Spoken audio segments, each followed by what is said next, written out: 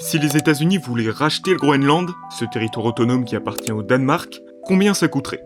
Avant tout, il faut le dire, estimer réellement le prix d'un territoire, c'est très compliqué. Parce qu'il faudrait y inclure toutes les ressources du pays, son potentiel économique futur, etc. Olivier Poivre d'Arvor, l'ambassadeur français chargé des pôles et des affaires maritimes, dit notamment « Ce pays n'a pas une valeur en soi. Si vous demandez la valeur de la France, j'aurais du mal à le dire. Parce qu'il faut mettre bout à bout des choses qui existent et des choses qui n'existent pas. Bon, du coup, pour avoir un prix concret, on va essayer plusieurs autres méthodes de calcul. Selon le Washington Post, on pourrait calculer son prix de plusieurs manières. Déjà, racheter un territoire, pour les États-Unis, c'est pas nouveau. En 1867, ils ont notamment racheté l'Alaska pour 7,2 millions de dollars à la Russie, soit environ 130 millions de dollars actuels. Mais étant donné que le Groenland c'est environ 1,5 fois plus grand que l'Alaska, on fait donc 1,5 fois le prix de l'Alaska, ce qui donne environ 200 millions de dollars. Pour vous donner une idée, c'est à peu près le prix de 2 Airbus A320. Donc, pour la plus grande île du monde, ça fait pas cher payer. En termes de rachat, une autre référence date de 1946, lorsque les États-Unis de Truman ont proposé 100 millions de dollars pour racheter le Groenland, soit environ 1,4 milliard de dollars actuels. Bon, cette proposition elle a été refusée, et de toute manière, ça fait toujours pas beaucoup. En 2019, le PIB du Groenland, soit l'ensemble des richesses produites par cette île cette année-là, s'élevait à 2,7 milliards de dollars. Autrement dit, aujourd'hui, le Groenland produit en une seule année plus de richesses que le montant proposé par Truman pour son rachat. Bon, il faut le dire, ces montants basés sur d'anciennes propositions de rachat, ils sont plus vraiment au goût du jour. Mais donc on peut envisager une autre manière de calculer le prix du Groenland. Cette manière de faire, ce serait de considérer le Groenland comme une entreprise cotée en bourse et de l'évaluer à partir du ratio cours-bénéfice. En gros, ce ratio il permet de savoir combien d'argent va rapporter une action par an par rapport à son prix initial.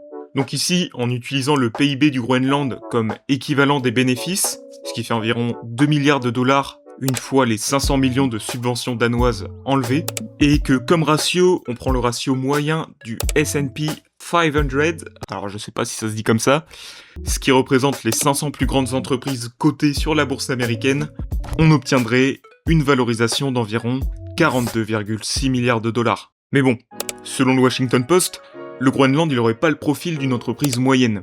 Et plus le ratio qu'on utilise est élevé, plus ça montre qu'il y a des énormes attentes sur la rentabilité des actions et que les investisseurs s'attendent à une forte croissance. Ça a notamment été le cas pour Amazon en 2016, lorsque ce ratio cours-bénéfice a atteint 847. Bon, cette valorisation, elle avait lieu en raison du potentiel futur d'Amazon.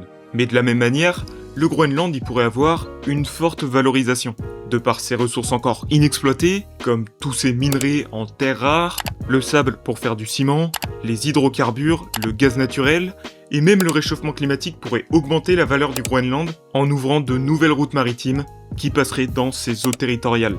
Donc avec cette logique, si on compare le prix du Groenland à la valorisation d'Amazon en 2016, le prix du Groenland il pourrait s'élever à 1700 milliards de dollars.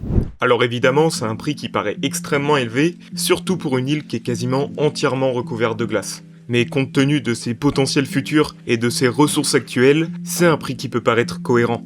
Sinon, il y avait une autre possibilité envisagée par Trump, c'était que, pour convaincre la population locale, ils avaient étudié la possibilité de verser une prime entre 10 000 et 100 000 dollars à chaque habitant de l'île. Alors ça a été jugé comme une maigre compensation, parce qu'en fait les Groenlandais ils ont aucun intérêt économique à rejoindre les États-Unis.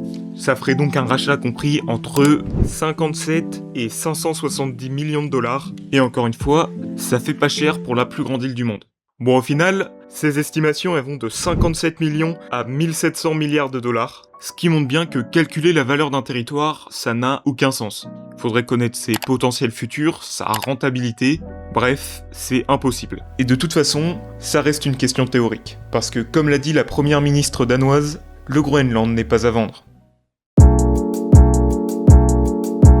Bon voilà, merci d'avoir regardé cette vidéo, j'espère qu'elle vous aura plu. De base cette vidéo c'était censé être juste un short ou un TikTok format réel comme vous voulez. Sauf qu'au final ça tenait pas en 1 minute, donc j'ai décidé d'en faire une vidéo sur YouTube. Donc voilà, j'espère qu'elle vous aura plu. Si c'est le cas, abonnez-vous, ça me soutiendrait énormément. Moi mon but ce serait d'être journaliste, donc chacun de vos retours compte énormément pour moi. Et puis voilà, je vais vous laisser. Salut!